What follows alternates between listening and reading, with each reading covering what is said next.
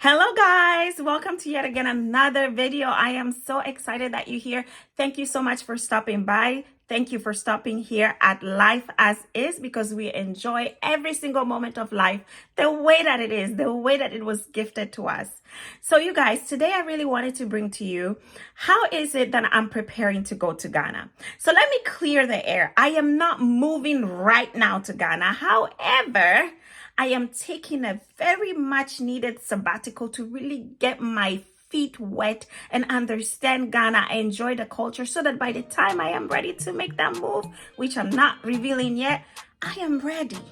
You know what? One of the things that I noticed that a lot of people do is they just up and decide to move because of the things they've seen on YouTube and just what they see on social media.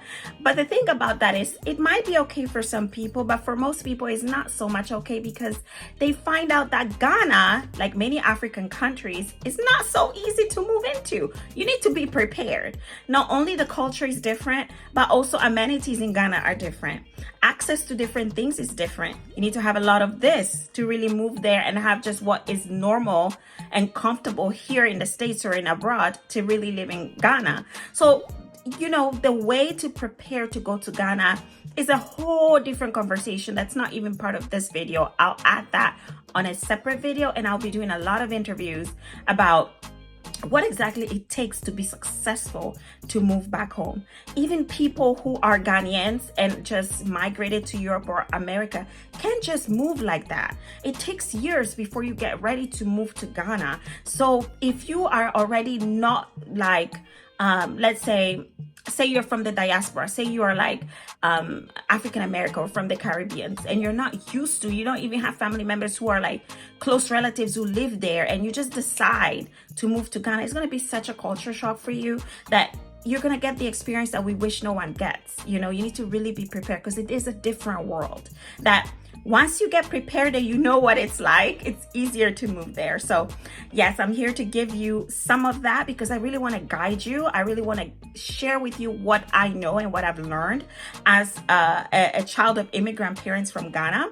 And hopefully you can connect with me a little bit. So today the video is really going to be about just the basic. And the basic is, what is it that you need to be even step foot into the country? There are many videos out there about this part. However, there might not be as specific. So if there's anything else that I may not add even in this video, just feel free to put it in the comment section, and I'll make another video to kind of, clarify whatever questions you may have. So the first thing that you need is a passport. So if you don't have a passport, it'll be very difficult for you to travel. So especially outside of the United States, you need a passport, period. You need it. So when you get your passport, which I recommend you try to apply for a passport at least 3 months before your trip, so that there is time for you to find out how to, first of all, get a passport. There is time for you to send the paperwork to where they do the passport, and there's time for them to process it and then send it back to you, because there could be glitches, you never know. So you need at least 3 months. That's the least. I recommend 5 months, but if you can't that early, I would say at least within 3 months. So that's the first thing. You need a passport. The next thing that you need is a visa. So how do you get a Ghanaian visa? It is not very difficult. However, it can take a little bit of process because the website that you need to go to is not self-explanatory. I had to apply for 4 visas for my family, and that was almost a nightmare. I'm not going to lie, which is why there are some people who specialize in visa application. You just pay them and they will do it for you, and you get your visa, no problem. Some people are out there who do that kind of business, but I recommend that if you just take a little bit of an effort, you can do it yourself. But obviously, say you're elderly or you're very busy or you're not familiar with things like that, yes, go ahead and get an agency to do it for you. But the website that you will go to apply for a Ghanaian visa is GhanaEmbassyDC.org. GhanaEmbassyDC.org. I have my notes right here so I don't forget. So you go on that website and you apply for your visa there. You go on the GhanaEmbassyDC.org, you will see the steps which are clearly stated on there on how to apply for the visa. Now the steps are clearly stated, but the steps are long because it's not so much self-explanatory. The way that you will send your payments and all of that, you have to upload pictures, and you may have some questions in between here and there, but feel free to ask questions to me if you want. You just write on the comment section what your questions are, or you can just email me and I can try to help you. If I don't get back to you at the time that you're looking for, just go ahead and email the people at the GhanaEmbassyDC.org, because they will be able to help you. They helped me when I was stuck and I had some questions. They might take 24, 48 hours to answer, but they do answer. So if you have specific questions, or they are questions that are private, just ask them. They will be really, really helpful, to just ready and available to help you. So that's another thing, visa application. The next thing that you need before you even step foot in Ghana is your yellow fever. So your yellow fever vaccine is paramount to your entry, because if you don't have the card, they can give it to you at the airport. However, if you don't have a waiver, a medical statement stating that you cannot receive the yellow fever vaccine for A, B, C, and D reasons, you're going to have some issues. You need to have a reason why you cannot receive the yellow fever vaccine in writing by a professional to justify the reason why, because the yellow fever is something that is not very common in Ghana, but it does still happen every now and then. So they want people to be protected from it, especially since you're not used to the environment. You want to be protected. So that's the third thing. Another thing is before you even what am I trying to say? Before you go to Ghana, let's say a month prior, make an appointment with your primary care provider. Let them know that you're traveling to Ghana, and they will let you know what are some of the vaccinations that are required based on your health history to protect yourself for certain things in Ghana. Now, there are people here trying to say, oh, don't be scared, blah, blah, blah. True, don't be scared to go to Ghana, go to any African country. But really, if you take the preparations, don't be delusional, because the thing is, you're not used to the environment there. It is different, and you do need to be prepared. So I would not recommend to anyone who's never stepped foot outside of the United States to go to Africa without vaccinations. You're setting yourself up. You see? Because I myself, when I was little, I got malaria when I was 8 years old and I traveled to Ghana. And so I wouldn't recommend you go to Ghana, especially if you've never been there before, you never lived there for some time, to not prepare yourself. I would recommend see your primary care provider, ask them based on your current health condition, what are some of the vaccinations or medications that you should be taking prophylactically, meaning as a way of defense for certain diseases, to help you stay healthy in the country. So one of those things is the malaria medication. The malaria medication, most people take Atovaquone. Another name for it is Malarone, and you will take it 2 to 3 days before traveling. Usually, if your travel is like over 15 hours prior to getting to Ghana, you will take it on the day that you fly to Ghana. So a day or 2 days prior to your flight, prior to your arrival to Ghana, you will take it, and then you will take it throughout your stay in Ghana once a day, and then you will take it about a week after also you return. So that's the malaria medication. I don't know why I keep saying vaccination.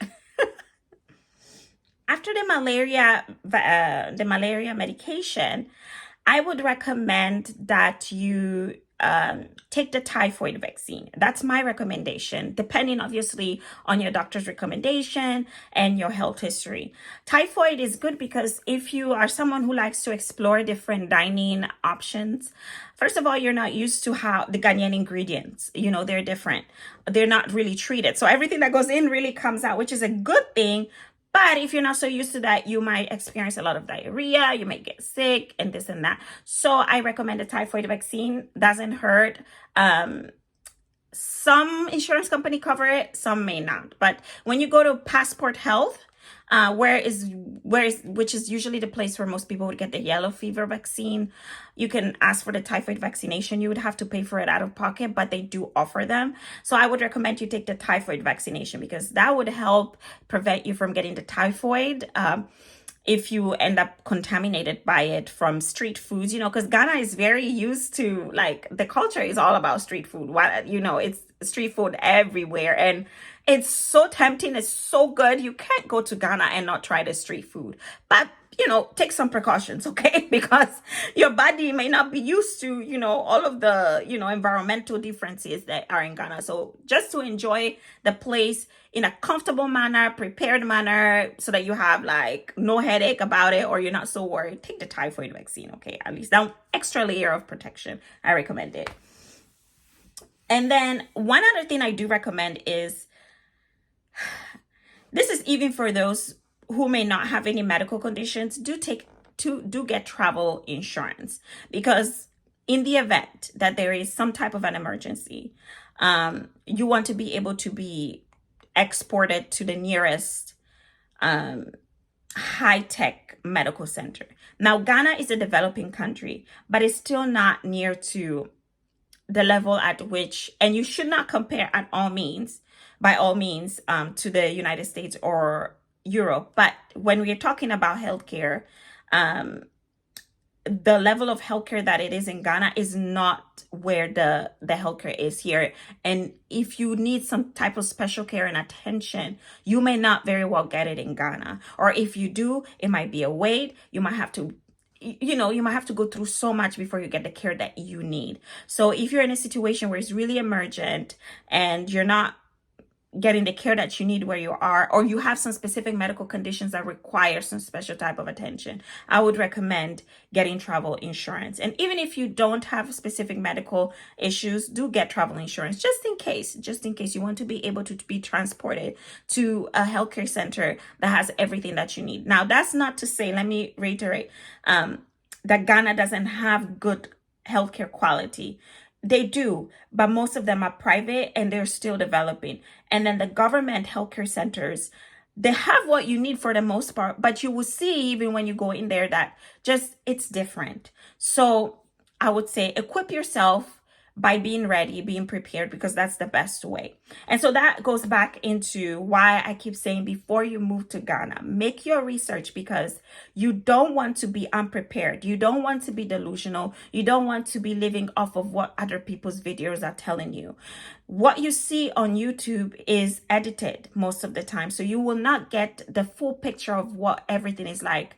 And so you really, really need to pay attention to certain specifics that make life livable. So people in Ghana live every day the way that they do because they haven't even moved outside of Ghana. So that's all they know. But there is a lot of room for improvement because the country is still in a development stage. So you coming in from the States or Europe, you've already seen what development really looks like, So your care that you're looking for, the things that you may need may be different. You may have had a certain medical procedure done in the US or Europe for which they have caring, or what you call a maintenance protocols and treatment for you to take care of. But in Ghana, they haven't had even those procedures that you may have had done in the States or Europe. So therefore they don't have those maintenance treatments in Ghana. They have other things that they use to treat patients to cope with certain things. So you see what I'm saying? You need to prepare ahead of time before you go, so that you know that, okay, if this happens, this hospital is where I would go. And if it doesn't work out here at this hospital, I have travel insurance where we can schedule a call and we can get myself flown to the nearest place, that has the care that I need. So that's what I'm trying to say with this message. Anyway, so this is a little bit of how, I don't want to say a little bit, this is the most detail you would get in terms of preparation, of exactly the needs that you need to prepare to go to Ghana, to enter the country. And then in future videos, you will get more and more of detail of what it takes to live in Ghana. I'm going to be interviewing the big pioneer of all when it comes to immigration from Ghana to the Western world, to bring you the reality, what it really means to move back to Ghana, what the challenges are, how can you prevent those challenges, how can you make your move successful. I'm going to bring that to you. So stay tuned in this channel, because I'm bringing you the truth, I'm bringing you the reality. Nothing is sugar-coated. everything is unfiltered. Just a little edits here and there, but everything. I promise you, everything is unfiltered. Thank you so much for being here. Ciao.